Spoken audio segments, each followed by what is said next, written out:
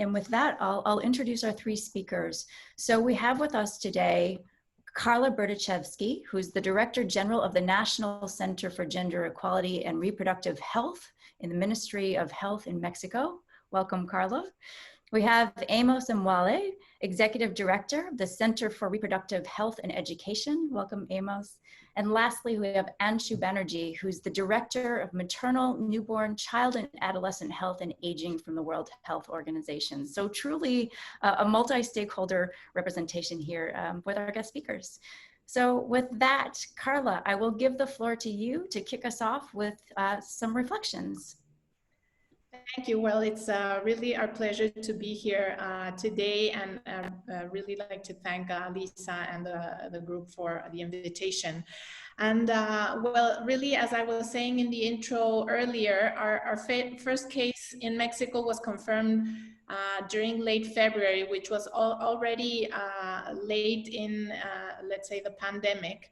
And it was just the time when we began to process the launch of our new sexual and reproductive health program at the Federal Ministry of Health, which was to be adopted by the 32 states in the country. And little did I know then what the pandemic meant in terms of public health practice. When the social distancing measures and public hospital reorganization was implemented. And for instance, women would report being scared of infection if they followed their birth plan to deliver in hospitals, while we have almost 100% of deliveries currently occurring in these settings. And as schools were canceled, we realized girls in home confinement would be at heightened danger of rape if their aggressor was a live-in family member. Only last year, more than 11,000 girls ages 10 to 14 became pregnant, most likely as a result of sexual violence. Adolescents as well lost access to contraception as our youth-friendly services were substituted by sometimes respiratory triage units for COVID patients.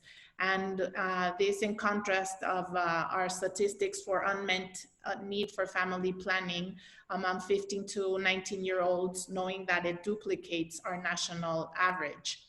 So by then, we also had, as I mentioned, a cumulus of learned lessons in other countries, and there had been a time to estimate what the impact of the pandemic would be, for example, by the publications by the Guttmacher Institute, and we had enough cues to the urgent need to focus on ensuring the continuity of essential reproductive health services. So my team and I at the National Center for Gender Equity and Reproductive Health sat for really day-long sessions prioritizing our actions coming from our recent sexual and reproductive health plan, but really mapping then our allies across sectors to launch these emergency actions. And we leveraged on the coordination of installed federal government teams, but mostly started to identify who these key actors were from a broad diversity of sectors in search of more agile solutions that would be needed then. And we have focused from then till now on improving actions that recognize the public health consequences of this pandemic and the multiple impacts it has on the lives of women, adolescents, children, and newborns. And for example, we coordinated efforts for innovative approaches to self-care within a project that is being currently implemented in partnership with the civil society organization iPass Mexico, that had readily available funds to develop a protocol and launch a telemedicine intervention to guarantee the access to safe abortion in Mexico City during confinement. And likewise, a collaboration was also established with Médecins du Monde France for a media campaign aimed at migrants in the southern state of Chiapas in order to deliver accurate health information with messages on the continuity of services and rights to access free sexual and reproductive health services. And this information has been and is being translated to French, Portuguese, Creole, English, and Nahuatl and Mayan indigenous languages. Also, as a response to the increased gender-based violence issues, we established joint efforts among all government sectors responsible for safeguarding health and security, including the Ministry of the Interior, with the objective of improving registries, communication, and offering emergency services and protection to women, girls, and adolescents that are suffering violence. And among the very successful products of this coordination are a newly developed website with geographic references to countrywide available services, and TV, radio, and electronic media campaign to promote the emergency hotline 911. We also conducted trainings where academics, professional experts, and UNFPA country and regional teams helped us implement protocols that intend to facilitate uptake and continuity of contraceptive use, in addition to reinforcing procurement and distribution efforts for these very essential commodities. And a series of webinars and technical briefs were distributed for audiences that included not only state-level ministries of health, but other interested parties. And finally, in order to improve maternal health services, a joint project funded by the MacArthur Foundation is currently being implemented with the Mexico City Ministry of Health, where the pandemic has still been at the national peak. And this project aims to strengthen obstetric care services and integrates professional midwifery, as well as maternal mortality and morbidity surveillance for COVID-19, with contributions from our PAHO country and regional collaborators. So albeit these successful example of multi-stakeholder efforts, we realize there is still much to do where health systems have been weakened historically, and we recognize that investment in public health has been insufficient to meet needs. Women, adolescents, and girls have been left out of decision-making processes, resulting in marked disadvantages and services that are not responding to their preferences. So these structural changes have become more than ever evident with COVID-19, and we will aim at alleviating them by maintaining these key learnings from the coordinated intersectoral and inter-partner responses. So back to you, Elise, for the rest of the session. Thank you. Wonderful. Thank you so much, Karla. So now let's turn it over to Amos. Please share with us your insights. All right, thank you. Good morning and good afternoon, colleagues. It's good to see some of the colleagues online, the names, though I can't see their faces. As for Zambia, you know that in Africa, I think the most hit country is South Africa right now.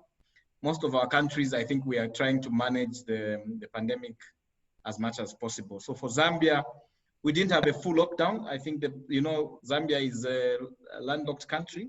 So if we actually locked down, then we would have not had access to essential goods. So what we did is we left some borders open, but we had a partial lockdown, especially for the citizens. And what we did as CSOs is that we actually worked together closely with the Ministry of Health and other stakeholders to ensure that we had joined activities. The activities were coordinated by the Ministry of Health. We planned together. We developed messages together that ensured that people actually are using the preventive measures. And then over time, like, you know, COVID has shown that it's shown in different forms. For Zambia, it's only certain areas that were hit mostly. But however, when the messages were earlier on developed, we were insisting that people should not go to the facilities to seek health services, because that was like an epicenter for them to get infected from what we have seen. However, we've also noticed that if people are staying away from the health centers, then they'll not be able to access essential services. So as CSOs, together with the Ministry of Health, we were able to develop guidelines that we are now developing messages to assure clients that they can be able to go back to the facilities itself. There's a lot of measures that have taken place to ensure that they're able to access these services, the essential services, especially on reproductive health.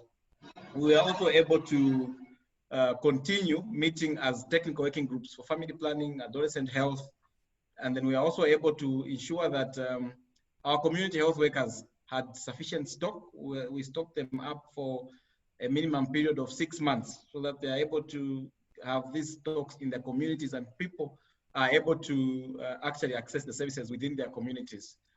So then we have also been able to develop the guidelines that have guided continuity of services among service providers, and also to ensure that service providers are safe, and then people are also able to access contraceptives and all services that are needed at the facility level.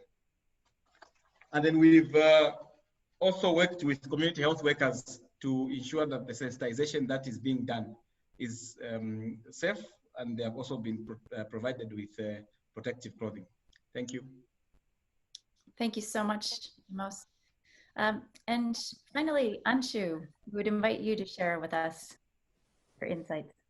Thanks, Elise. And I just want to make a few points. First of all, I think the COVID response actually highlights or is a perfect example of why we need to have a multi-partner, multi-stakeholder response to this at different levels. And I'll talk a little bit about some of the global initiatives and country-related interventions. But first of all, I wanted to highlight the ACTA, or the Access to COVID Tools Accelerator, and highlight a little bit the coordination around that. Then say a little bit about UN coordination and guidance, and then sort of highlight what is happening at country level and give some concrete examples as well. So on my first point here would be when we look at what's happening at the global level as well, as that for countries, we see that women and children are more affected because of the indirect impact of the COVID pandemic.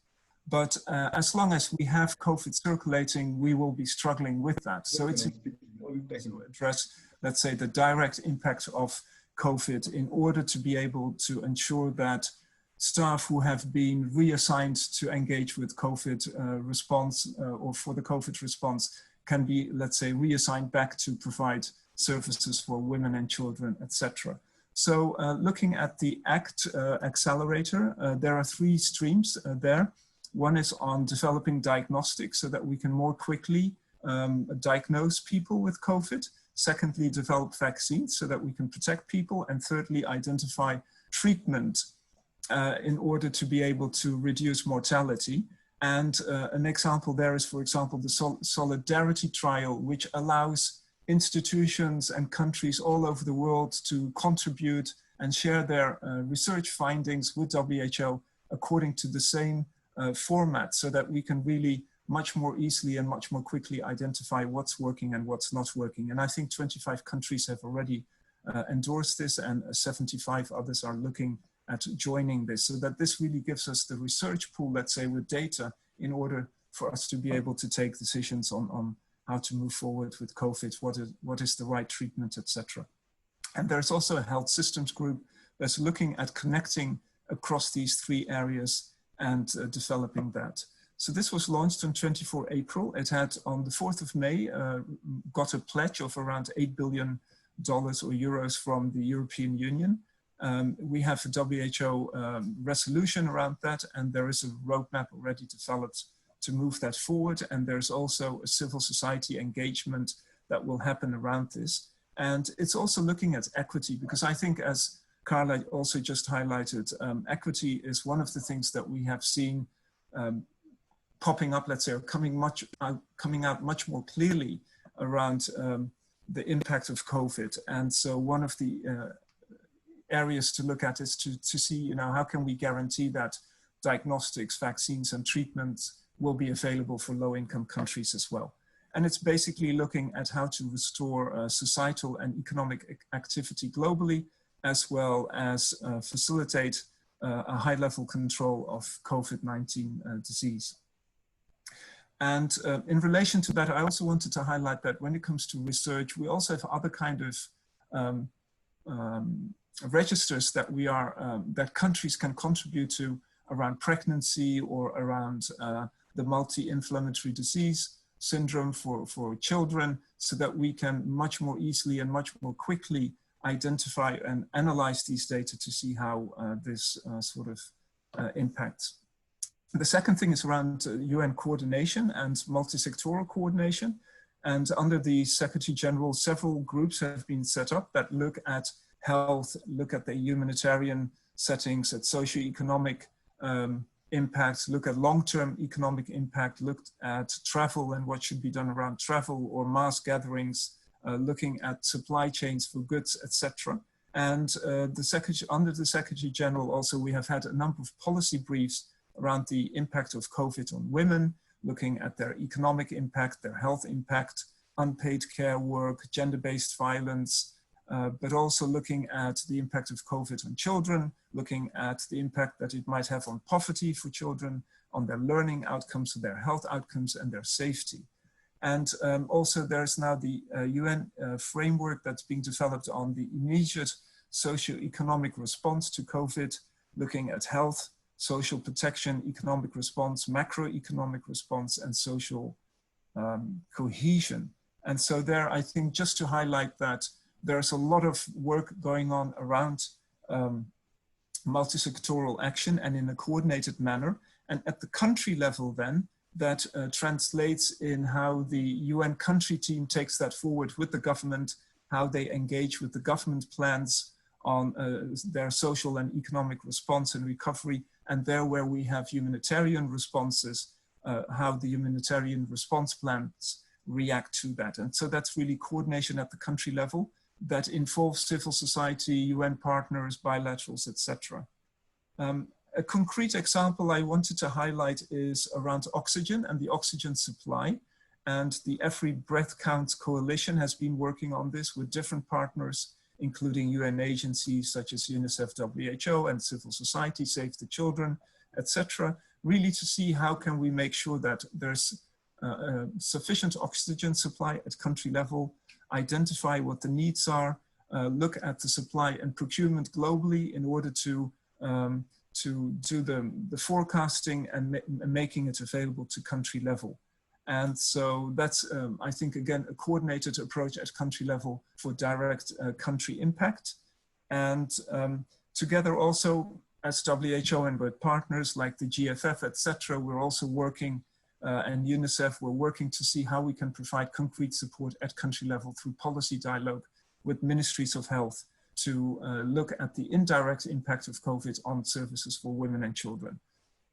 So those are my points. And just the last point on the infodemic, I know there is a separate session on that, but I think it's also good to coordinate messaging in order to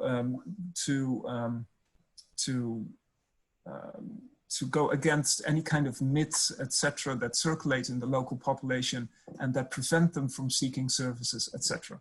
Thank you. Wonderful, thank you very much. So we'll have an opportunity to engage directly with some questions, and I did take note, Darcy, I see you have a question here. Before we do that, we'll send you out into small breakout teams for just about 5 or 7 minutes so you have a chance to connect directly with each other and share your own insights. So what do you notice? And what's most thought-provoking about what you've just heard? So through the magic of Zoom, Damien will send us off into small groups, and at the end of the breakout time, again, you'll be whisked back here into plenary. So go out, have a great conversation, meet and connect with some folks, and then we'll come back here to, again, interact with our presenters and ask some questions. We'll see you very shortly.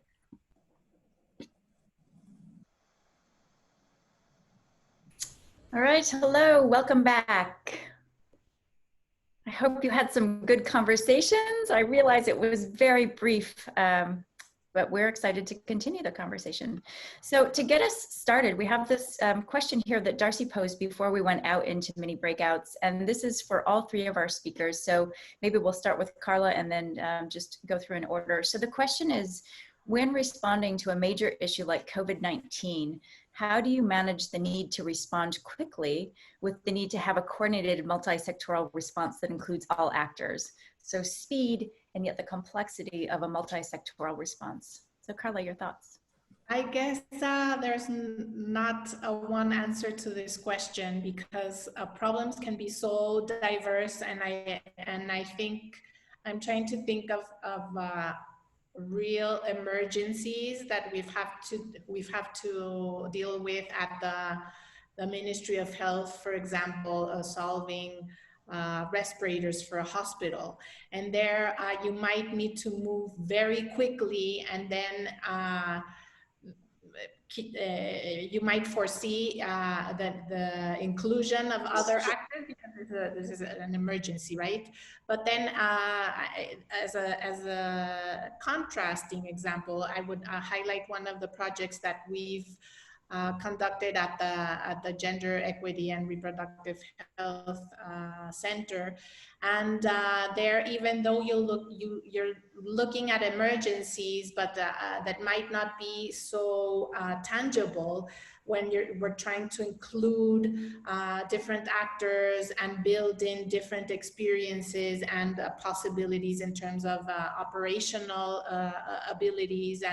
And I'm thinking of our project in Mexico City, where we're constructing a service for obstetric care, where we're not only looking at the COVID response per se, where women have certainly suffered from a barrier to access to the services, but we're also looking forward and trying to also go in the same direction as our actions that have been mapped in our reproductive health plan, and building in these things that we need are the structural transformation items that also need to be considered when we look at the emergency. So for example, in this project, we're bringing in midwives that we have planned out to include in our model of care for public services.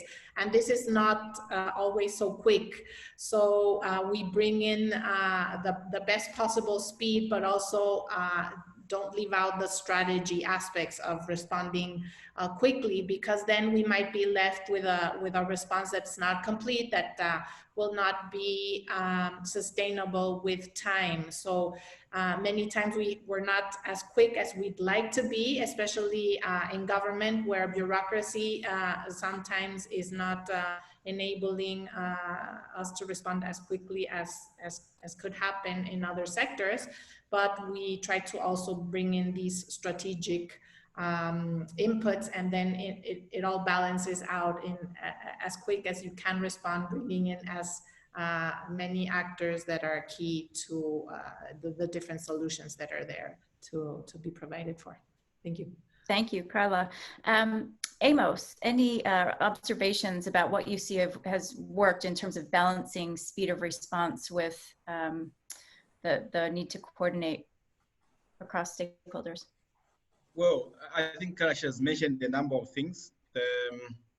The only thing I must mention is that, you see, in any event, when there's an emergency, the first thing that comes to your mind is to save people's lives.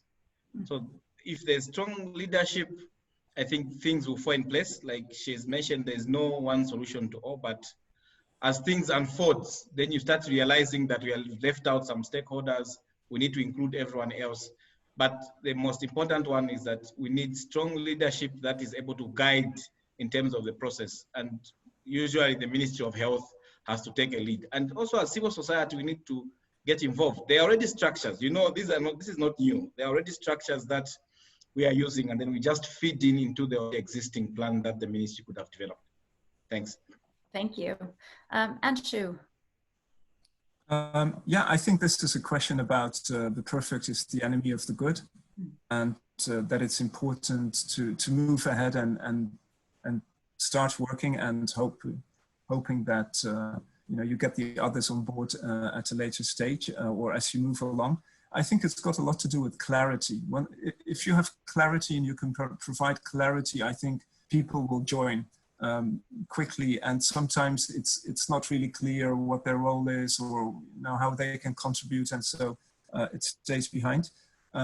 Maybe not so much around multi-sectoral engagement here, but for us as WHO, one of the issues has been how quickly do we issue guidance to support countries, while at the same time to make sure that the guidance that is provided is really evidence-based. And normally it takes a long time to gather evidence and analyze it, etc. And here, you know, we've been churning out guidance almost every week on different areas and different pieces of work. And so there again, you know, people are on this like full time, etc. So it requires also a shift of attention and much more collaboration or faster than it would have in the past. And people are asked, you know, to turn around within 24 hours, etc. So there, I think clarity of purpose will really help us to get people on board. Wonderful, thank you. So I have a question specifically for Karla. So how are you further building in the voices of women and children into your longer term reproductive health plan based on your experience in the emergency response? Thank you. This is a question coming from Julie, and we have set a couple of consultations with the receptors of our programs. For instance, we work with our Institute for Youth and a coordinating government unit that looks into neonatal child and adolescent health, and we have ongoing processes with them in terms of consulting what their priorities are and how they view the sexual, reproductive, maternal, neonatal, and adolescent health issues vis-a-vis COVID. However, even though that these processes are ongoing for us at the Federal Ministry of Health, it's sometimes hard to be able to agilely conduct these consultations, and we do always have them in mind, in sight, and for all planning purposes, we do include these processes and consultations, but I guess it's not happening as much as we want in terms of specifically COVID responses.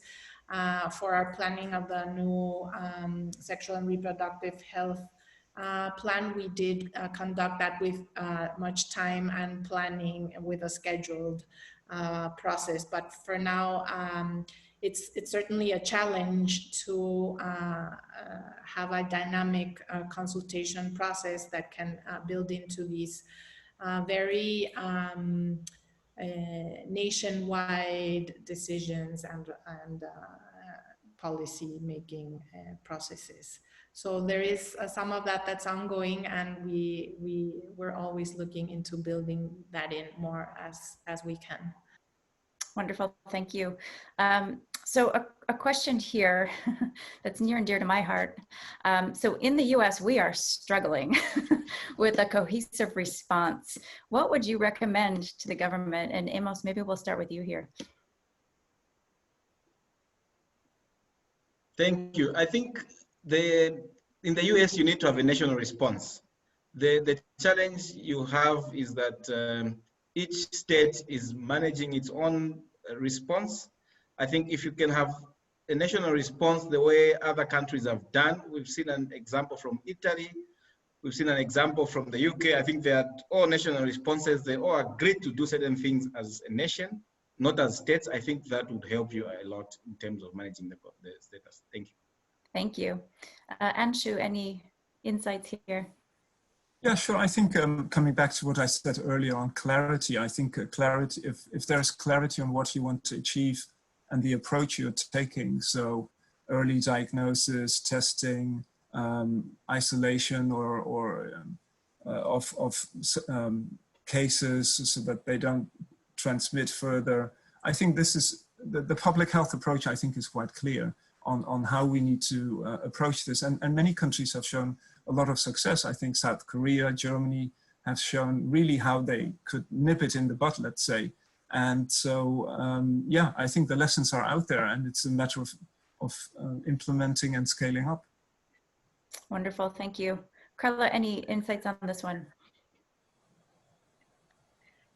Well, there are always formal processes of involvement with the government. And I think, at least in Mexico, what happens is that we don't usually make use of these processes as they are. So one suggestion would be to actually identify what these processes are and make good use of them. In my limited experience with a very Mexican-centered perspective is that there's a strong social response once we're in a crisis, but there's a weak social response while we're not living a humanitarian or a geographic crisis. So a suggestion would be to identify what these formal participatory processes are and to make use of those. Great, thank you. So another question. So we often speak of a humanitarian development nexus to ensure that systems are flexible. Is anyone building this into their planning and funding streams? Is the Ministry of Finance involved? Does WHO try to have a more cohesive training for both development and emergency? So let's start with Anshu. Yes, so I was highlighting sort of the response plans that are being developed, and they are really taking a multi-sectoral approach, and ministries of finance are, of course, key and crucial to those. So I think at country level, looking at the economic response, social protection, etc., the Ministry of Finance is one of the main partners that is engaged in discussing how to take that forward. On the second question about cohesive training between development and emergency, actually we have developed a lot of training tools that are available online in order to respond to or to support healthcare workers to respond to the COVID situation. But this is maybe a more long-term question as well. And for that, we are setting up a what we call the WHO Academy. And this academy is going to unify sort of, let's say, training tools and methodologies and make them available to both the public as well as to WHO as well as to other partners. So this is something that is just being developed now and is going to be, let's say, there for the more longer term. Great, thank you. So I have a question going back to our poll, actually. So the thing that came out loud and clear is that alignment of stakeholders is sort of the most critical success factor as far as this group is concerned. And to me, this is the big trick. If someone could solve this, boy, oh boy, they would have hit the jackpot. So I'm wondering the experience the three of you have in building stakeholder alignment. So how do you get folks focused towards a common end in mind? And let's start with Amos.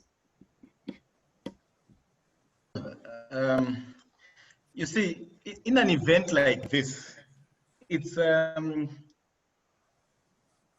common agenda. I think earlier on we've heard about having a common goal, having a lot of clarity. I think that's what happens in terms of alignment. So all the stakeholders, we will need to follow through, especially when there is an existence of a plan, because usually when we don't have plan that, for instance, from the Ministry of Health, everyone will be doing their own things. But in a case like this, everyone wants to show that they're actually contributing towards the common goals. So for us, I think that's what has worked for us. For Zambia, what has worked is that all stakeholders have come together and have agreed to support the cause, that is to save life, to ensure that everyone actually, we have less infected people as much as possible. Wonderful, thank you. Karla, any thoughts on this? Well, I'd say I actually chose this on the poll because I think it's very critical that when you have a problem at hand, you actually look for your allies, those that are most at hand, to begin putting a solution together. So I think it's a critical first stage where you identify who is working towards that same goal. And then once you have a core mass of those that have a common view on a problem, then it's a good time to start building in expertise and allies that were not so readily at hand. But another common factor, I would say, is not only bringing in these common objectives from different actors, but also organizing these efforts so they're not duplicated, because sometimes what happens is that everyone has that same idea and is trying to contribute in a very similar way, and that at times brings in duplication and disorganization. So I would say this is another very important ingredient in terms of trying to coordinate who does what when you've decided that you have a common goal. Great, thank you. Anshu, any thoughts here? You've spoken very much about the importance of clarity. Yes, but I feel here on this one, I think I agree with what Amos and Karla have said, that, you know, everyone wants to contribute. What I would like to see is that this multi-stakeholder partnership that comes together because of this response will actually continue afterwards. Mm-hmm. Because we often see that, you know, in routine settings, everyone has their work carved out for them and they do what they want to do. And you know, you need a certain goal, let's say, to get everyone around to work together. I think with COVID we have that, but what I would really like to see is that afterwards, that same coalition of partners continue to engage in the normal development, let's say, situation, and continue to work as partners and to continue to work around one plan and contribute to that. So I hope that this gives us an opportunity to actually ensure that this multi-stakeholder partnership that we develop now will continue afterwards as well, because we are not achieving the SDG goals. We're not on track. The COVID is actually taking us more off track than we already were, and we really need that partnership to accelerate and to achieve the SDGs. Wonderful, thank you. And with that, it's actually a wonderful note to end our time together on. So the importance of not only what's happening today, but carrying these lessons forward into the future so that we respond differently. So here's what's up next. We will go back into the main room. So those of you here will join the live stream at the website address here. And we'll hear from each of our breakouts again. So as before, you'll have a chance to hear what the other breakouts have talked about. So thank you to our three speakers. Thank you to all of you for this time together, quick and illuminating, and enjoy the rest of your day or evening or whatever the time is where you are in the world. Thanks very much. Thank you, everybody. Thank you.